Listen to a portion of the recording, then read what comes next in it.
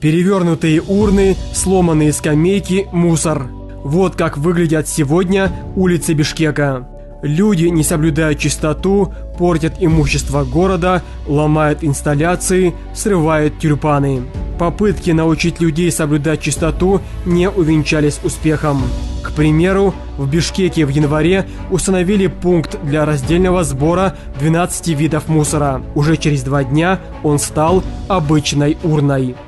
В конце марта в городе появились подземные урны, но мусор по-прежнему лежит на земле. В Кыргызстане проводятся различные акции для очищения страны от мусора. В 2022 году Садыр Джапаров объявил о проведении в стране 2 раза в год Национального дня чистоты. Первая акция прошла успешно. По всей стране собрано более 600 тонн мусора. Если хотите жить в чистоте, начните убирать за собой уже сегодня. Мы за чистый и красивый Кыргызстан.